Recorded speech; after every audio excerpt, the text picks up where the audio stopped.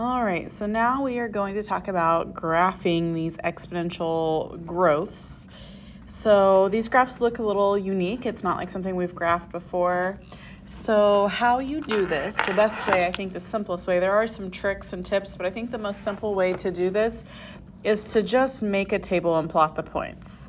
So when you do make a table and plot the points for these first few, I'm going to pick the points for you to plot.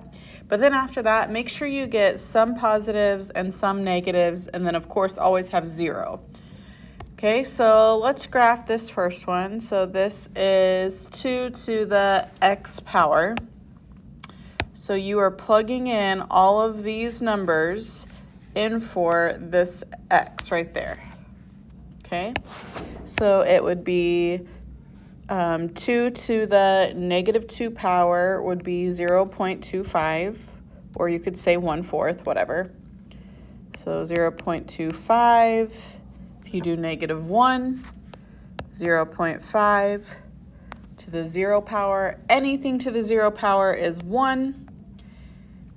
2 to the first power is 2, and then 2 to the second power is 4. All right, now let's graph this. So negative 2, 0.25. It's really, really close to the x-axis, but it's not quite there. Then let's do the next one. Negative 1, 0.5, 0, 1, 1, 2, and 2, 4. If I wanted to keep going, let's say I'm going to do 3. I'm just going to add another one for fun. So 3, that would be 2 to the third power, which would give you 9. So 3 up here to the 9. So you can see it starts gaining or starts going up rather quickly at a certain point, and this is that point. So whenever you're drawing these, let's just talk about if we were to keep going to the left. So say I picked negative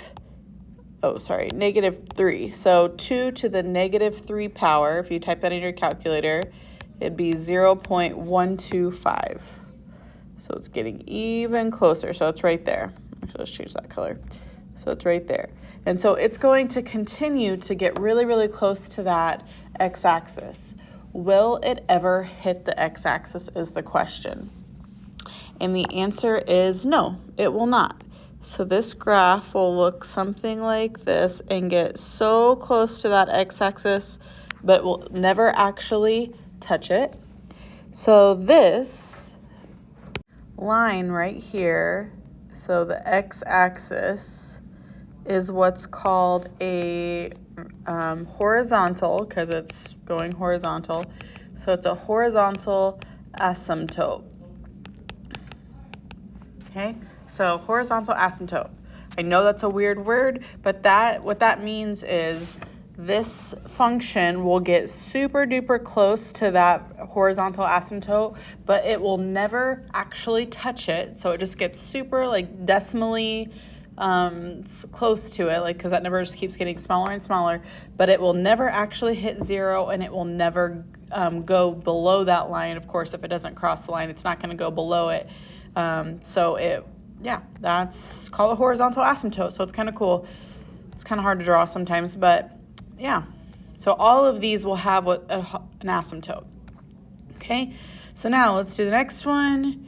So we've got y equals 3 to the x minus 1. So when you do this in your calculator, depending upon what calculator you have, I would put parentheses around your exponent, because if there's more than one thing happening, it can kind of be a pain. And sometimes it won't calculate it right. So make sure you're typing this in your calculator while you're watching the video to know for sure that you're doing this correctly. Okay, so whenever you do this, I pause the video and I already did it. So it is 1/9. Okay, and then we got to plug in 0 and you get 1/3. And you can write these as a decimal. It doesn't really matter because we're graphing by hand, so it's not going to be perfect. 1 is 1, 2 is 3, and 3 would be 9. So negative 1/9. So it's right there. 0, 1/3, 1, 1, 2, 3, 3, 9. And as you can see, it looks something along these lines. It does not go below that x-axis, so if you keep drawing, like say you were drawing this and you just did this because you're being lazy, you would not get the points because that is 100% wrong. So you need to have it where it goes really, really close to that asymptote. I also am going to be nitpicky about the arrows, of course, always, so put your arrows on there. Okay, we've got another one, 0.5 to the x power.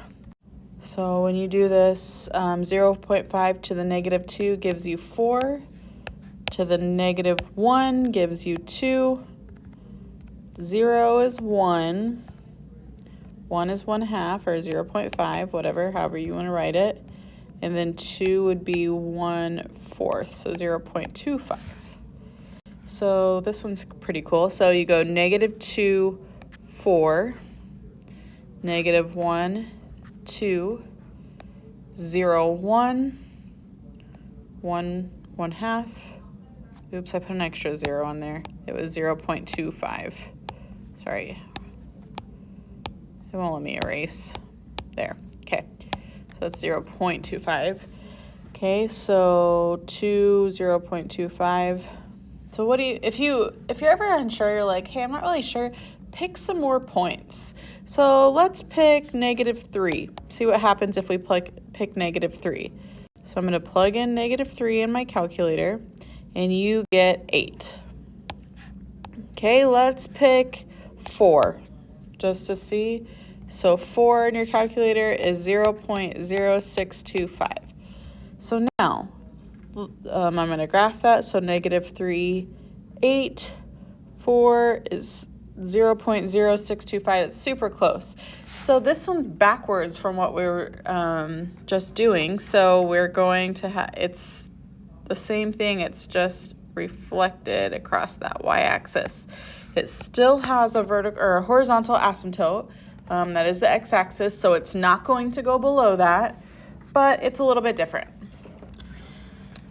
And so if you'll notice, these other two had whole numbers in there inside the parentheses. That's what caused them to go that way. This one is different. It has a fraction or a number decimal that's less than 1. So that's what caused it to be flipped. Fun fact. Okay.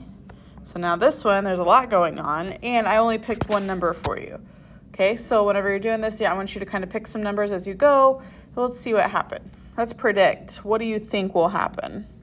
Well, you could say maybe that this 0.5 right here, that's a number less than 1. It's going to be the flip like the last one.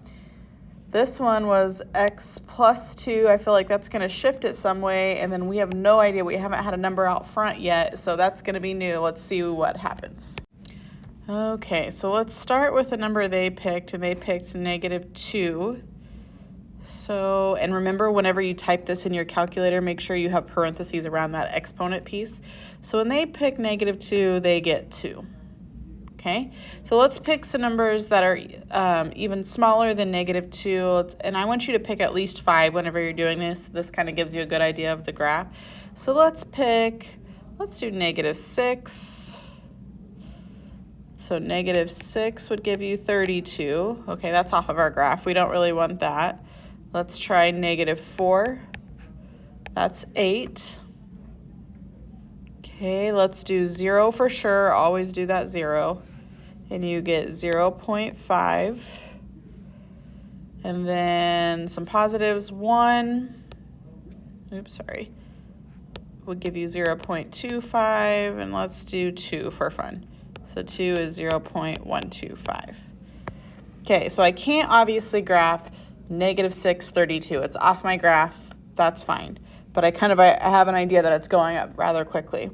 So -4, 8. So -4, 8 would be right here. -2, 2. 0.5 or 0, 0.5. Actually, let me redo that just a little bit. Okay, that's fine. There. So this is still doing, it's like this. I haven't talked about this in the last two. So what are these number 3 and number 4? What are they graphs of? That is exponential decay, right? It's decaying, and you can tell because the number in the parentheses is less than 1, like what we talked about. These first two are going to be growth. They're going up. So just like what we did in the last lesson, it kind of ties into this. Okay, 2 more. So these are getting crazy with their parentheses and stuff.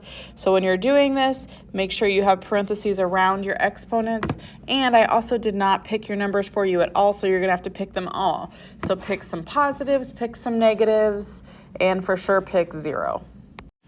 Okay, so let's pick -2, -1, 0, 1, and 2. That's kind of my go-to that I always pick.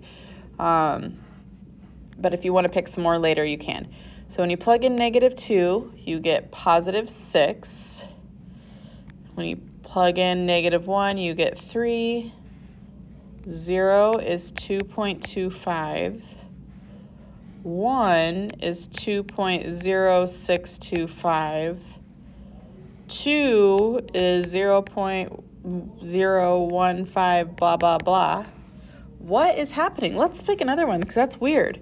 So let's do 3, 2.0039. Let's pick 6. 6 is, you can hardly even write it, 2.000. There's 4 zeros, 6. So what is happening to this graph? Well, it has an asymptote that is not 0.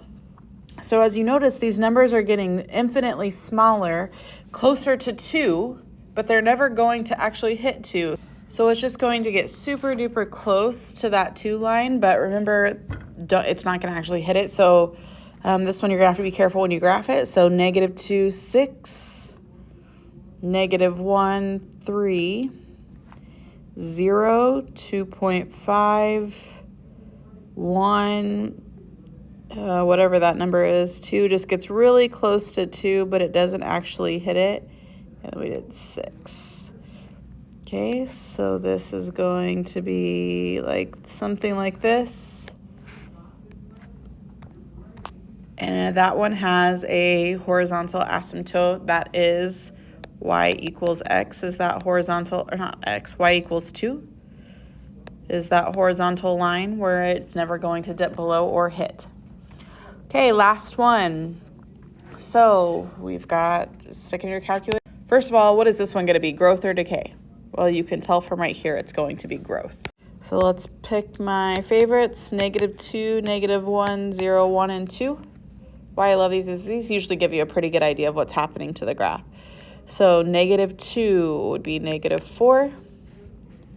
-1 would be -3.